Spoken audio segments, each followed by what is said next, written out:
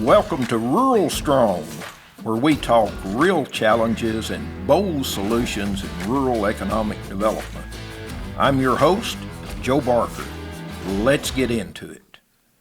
Welcome to RuralStrong. This is your podcast host, Joe Barker, and we are broadcasting today from the Southwest Tennessee Development District podcast studio in beautiful downtown Jackson, Tennessee.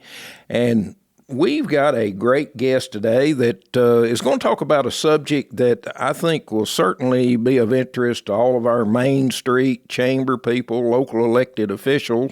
We have Jaime Izurieta with us today, and Jaime lives in New Jersey, and I'm going to give you a little of his bio here. He's an architect and urban designer, historic preservationist, and the founder of Storefront Mastery, a creative agency dedicated to reviving Main Street districts and helping local retailers thrive.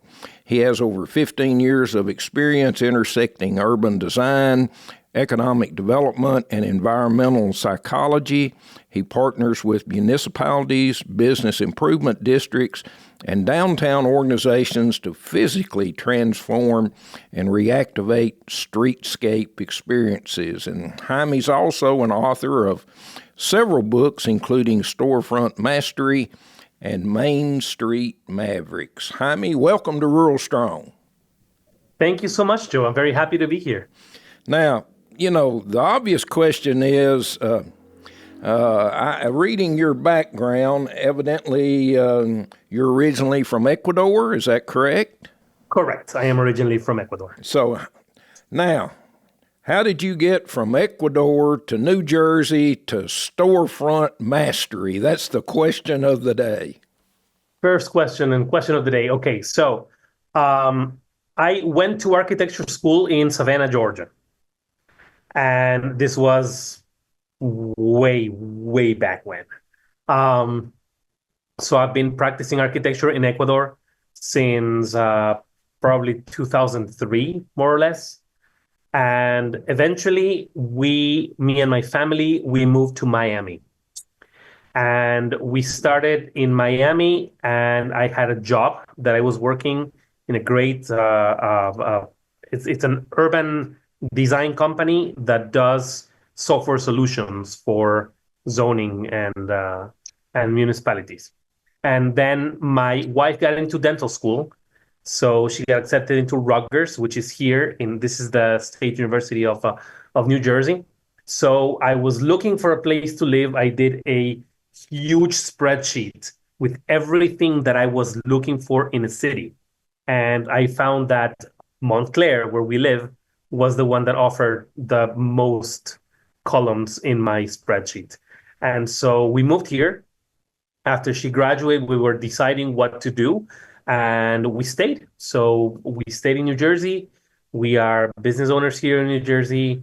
We are raising our child here, and this is where we're going to be for the foreseeable future.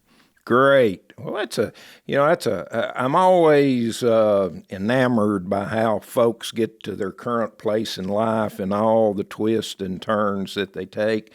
But, you know, you're in a profession now working with businesses and business improvement districts on something that I see a lot as I drive around, particularly through our rural communities, and see their downtowns. And even though a lot of these downtowns now have businesses in those storefronts, you know, lots of times you look at them and what you see is they've got a neon sign that might say open, or it might not even be neon. It might be the one you just flip around, you know, and says open and closed. Tell me about Storefront Mastery and sort of the basic principles of Storefront Mastery. Of course. So I have a unique view, I guess, of the storefront.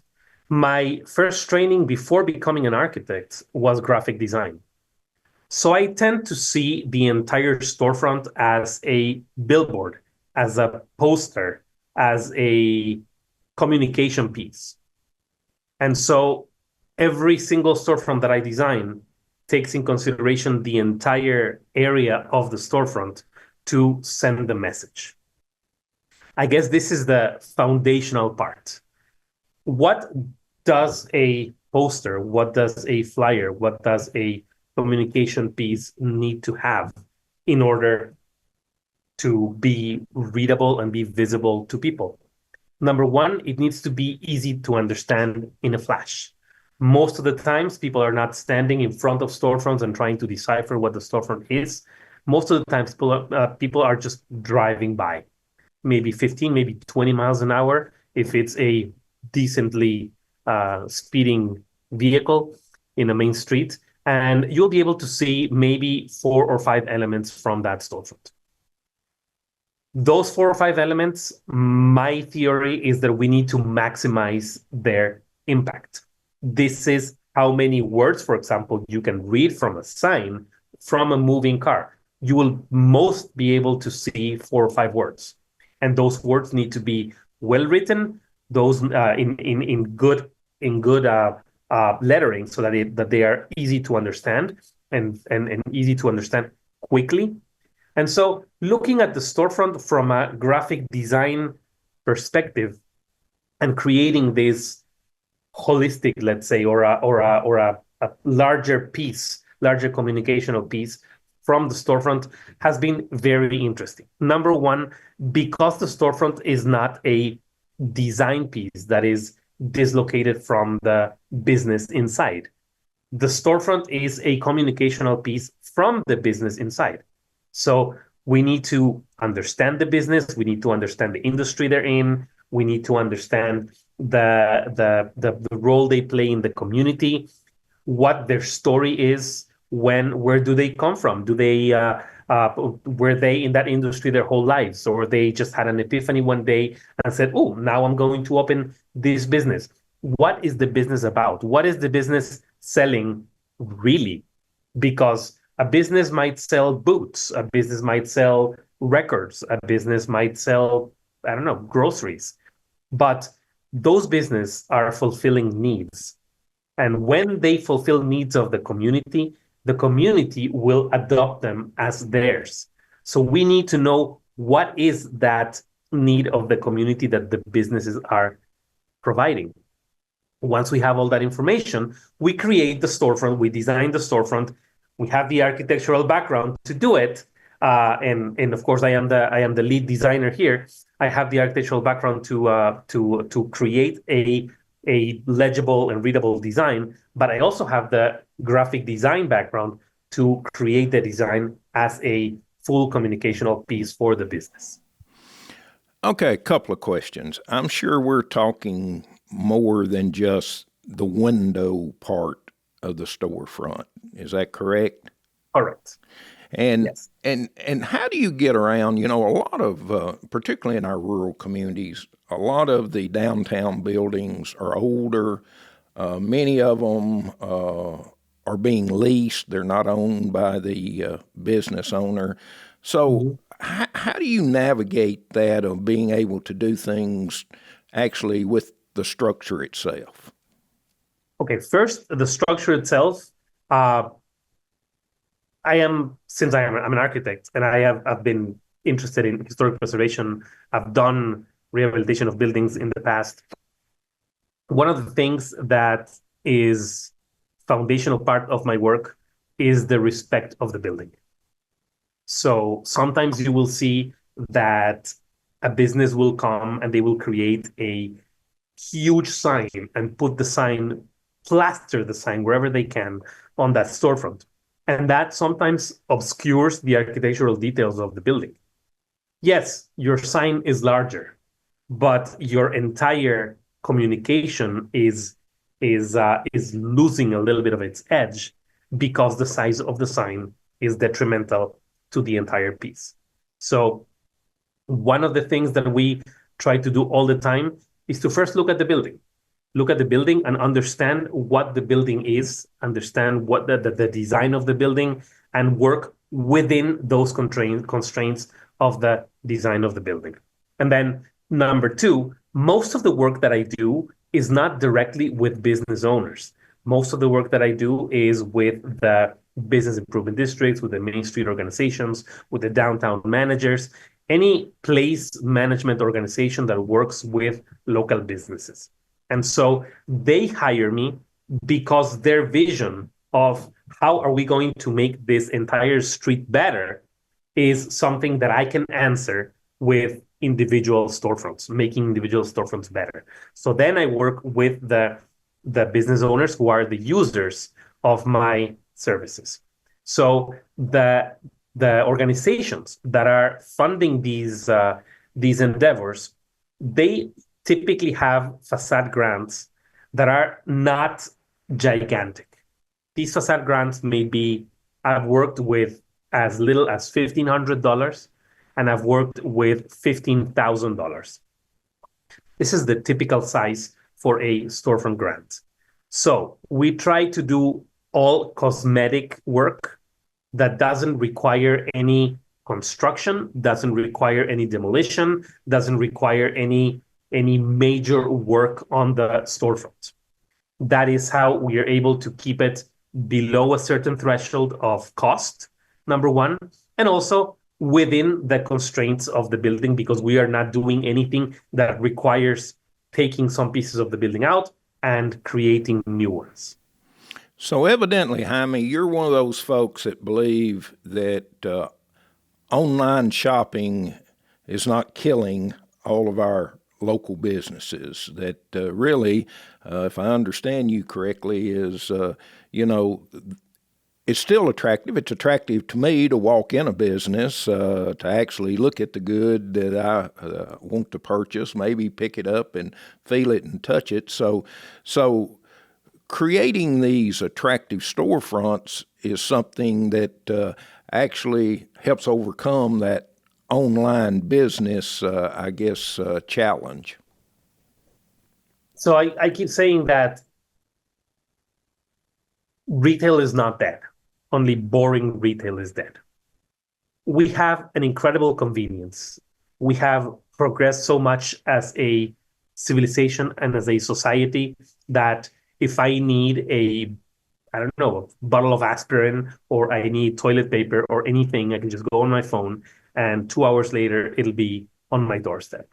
And there is no way for a local business to beat that kind of convenience. And sadly, there's too many local businesses who are actually trying to compete with Amazon, compete with whatever online retailers that are, number one, they are enormous and they have almost unlimited resources. And also there's the big boxes, which also are enormous and have a lot of resources. And it is very easy to just drive. You know you will find parking. You know you'll go in. It'll be easy. It'll be cheap. It'll be quick. And you'll be back home in no time. What do you get from a downtown business? Number one, you get an experience that you are not able to have when you go either to the big box or when you shop from your phone. That kind of experience is the experience of finding people, interacting with people, and getting away from that loneliness epidemic that many folks are talking about. We are social beings. We like to be around people, and often we like to be around people that we do not know. And so there is that element of experience that local businesses can offer that no one can compete with. They just cannot be competed with. I guess when you look at maybe an individual business and if you came in and worked with their storefront, it's much more effective if that community has a plan for their downtown sector, is it not? Where that all of these pieces of the puzzle come together and make it a real experience where that you've got people coming in and they can visit various stores and the whole downtown becomes more attractive. Correct. I mean, if you have just one storefront that changes an entire block, then the entire downtown becomes more attractive. And this boils down to economics. So foot traffic is an economic good. Once we have a great shop downtown that attracts a lot of foot traffic, there's going to be a lot of people coming to that downtown. And that single shop that attracts a lot of people, it is impossible that that shop just captures the entire amount of the foot traffic and doesn't share that foot traffic with everyone else. Foot traffic is an economic good that is not possible to capture. If you are in a downtown and people are coming to you, they need to park somewhere. They need to get off the bus somewhere. They need to get off the train somewhere. They will be walking in downtown. And those people are going to be seeing many other shops. Those people are going to be interacting with many other businesses. So sometimes it's enough for one business to be the catalyst that brings a lot of foot traffic into town, and then everybody else just has the benefit of the exposure. They have to work. They have to upgrade their storefront. They have to upgrade their business. They have to upgrade their marketing. But they have to they have the benefit of the added foot traffic, which is a treasure, actually. Let me ask you this: when we talk about upgrades, there's always the question of, and you mentioned a few minutes ago about the cost and the investment, and in most of your communities you work with, and let's say you work with the Downtown Business Association, Main Street, or whoever it is, do they usually come up with grants that will help these businesses actually remake their whole storefronts? Is that the best way to do it? This is okay. I'm not going to say the best way. Okay. Because there's surely many other ways. But it is a very convenient way that state agencies of very different state agencies, maybe the agencies that are community-based, maybe agencies that are housing, maybe agencies that are economic development, they will have grants, and the local economic development agencies in downtowns or main streets or any other similar agency will be able to tap on those funds and create the grants. Yes, there's grants from the SBA. There's grants from Main Street America. There's a lot of sources for grants, and there's a lot of programs that are created. I've been fortunate to work in creating a few facade upgrade programs. And those programs are essentially, tapping funds from either state, federal, or other agencies and offering the grants. Ideally, we would live in a world where businesses can grow at a pace that they can pay for it themselves. But that's not the case, sadly. So these grants are a lifesaver most times.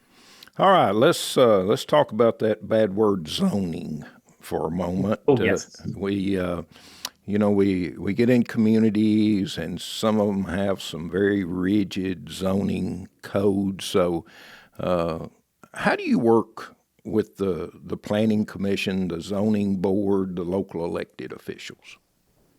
So fortunately, the way that we have set up Storefront Mastery and the way that we have set up the support that we provide for the agencies is that we need to be in compliance with all the signage and storefront and sidewalk occupation regulations that are currently active in the town. So it's a requirement for the work that we do. So any signage that we're going to be creating is going to be compliant. Any proposal for storefront changes, number one, it's going to be cosmetic, like I said before, but also it's going to be compliant with local regulations. And that is something that it needs to be part of it. So we don't deal generally with zoning people with that kind of thing. Now, we have done work which has been incredibly interesting, that is taking the local codes for some people taking the local codes for some people and rewriting the codes and recreating what the outcomes that they might have. So we have sent them proposals for code redesigns. They have actually adopted those, and now when we do our work, we are working with within a zoning environment that we helped create. But that is a completely different thing. That is it's something that it's a separate kind of work. Typically, when we do the regular storefront mastery work, that will be 100% compliance with local zoning, with current active zoning laws. Okay, now if you could wave your magic wand and design a requirement that would be in place in every municipal downtown code tomorrow, what would you advise them to do that would encourage doing the things that need to be done to make their downtown more attractive? I would probably encourage a redesign of their signage rules. Most of signage rules that we see currently have been written years ago, and we have had such a quick change in machinery, in lighting technology, in even materials technology in the last few years, that we can now say that pretty much every code is going to be obsolete. And the best work that local designers can do is probably not going to be compliant with the rules that there are right now, because the technology and the materials and the design trends have changed so much in the last few years. So that would be, if I had a magic wand, I would say, let's change signage rules to add more sign types, to add more lighting types, to add more avenues for designers to be creative with signs. What's the one biggest mistake store owners make, would you say, when they open their business? And of course, they want to put something in the front of their business that lets people know they're open. What's the biggest mistake the business owners make? Probably the biggest mistake is, you're not going to believe this, the biggest mistake is not cleaning their storefront every day. A clean storefront. Now that's work, Jaime, to clean that storefront every day. It is a lot of work. It's a lot of work. And some places are a little bit more dusty than others. I've seen places that have soot because there's a lot of cars running around, and when you clean those storefronts, you'll get a very dark rag. There's others that are dusty. You just pass a rag and it'll be dusty. There's pollen in other places. It's impossible to say what kind of thing we will find when we clean that. But even if it's not every day, try to clean it as much as possible, because that just shows a kept face. It shows a kept face. And I like to say that storefronts have body language as much as we have. So when you come to, I don't know, when children are coming to their parents or their grandparents, what do? They open their arms to receive them. This is what a storefront should do, should have their arms open to receive the customers. Should it be smiling? Yes, it needs to be smiling. Does it need to be clean and looking fresh to receive everyone? Yes, it needs to be clean and looking fresh to receive everyone. So cleaning would be probably the number one thing that changes dramatically how it looks. Number two, it would be cleaning the inside. When you have, for example, you have a flyer for a local event. Some kids come and say, would you hang our flyer? You say, yes, you hang the flyer, and then the event is gone. It happened in January, and it is May right now, and you still have that flyer from the January event. That makes the storefront look dated. And it's just not a good look. And then when you take it down, there's going to be a little bit of Scotch tape that's remaining. Clean that up. That is also a big piece of advice. Clean all the old Scotch tape, clean all the old flyers. Try to have your storefront window as transparent as possible so that people can see what's happening inside. Typically, businesses are doing great stuff inside. Even if the stuff is cleaning and stacking shelves, that is some activity that is part of the local economy and that is part of the local culture even. So when you keep your windows transparent, people can see what's happening inside. It's a win. I tell you, Jaime, talking about all this cleaning stuff, I hope my wife's not listening to this podcast because I want to tell you, I guarantee you that she's got several honeydews that have to do with cleaning at my house that I probably should have done a long time ago. Let me ask you this. We're about to run out of time, but we have a listener out there that is listening to you today and saying, that guy, he's hit on something there. I like what he's saying. Is your work something that you have to do, you have to come in person, or can it get started remotely? How does the process work with you? Sure. So it's I have worked all my life to create systems that do not require my presence. This is one of my pet peeves, that when you are working in these things and there's two people who need you at the same time, you have to choose one. And I don't like that. So yes, I will have to choose one, probably the closest one, but I have created systems that have allowed me to kind of do this work remotely. So I have several publications that I've made, some that read more as a book, but some that read as a playbook. And when you open the playbook, everything that you need to conduct your own storefront assessment is there. Everything you need to figure out what your storefront needs is there, to figure out the state of repair of every one of the items or the elements of your storefront is there. And then we can set up, and there's also a photographic guide to help you take the necessary pictures of your storefront, and so that I can get them and it'll be almost as if I took them. So I've created all these guides. So I can work in person. Typically, what happens is an organization will say, I have 10 storefronts that I want to upgrade. So I will be brought in and we will look at those storefronts. We will do workshops with all the businesses and everything.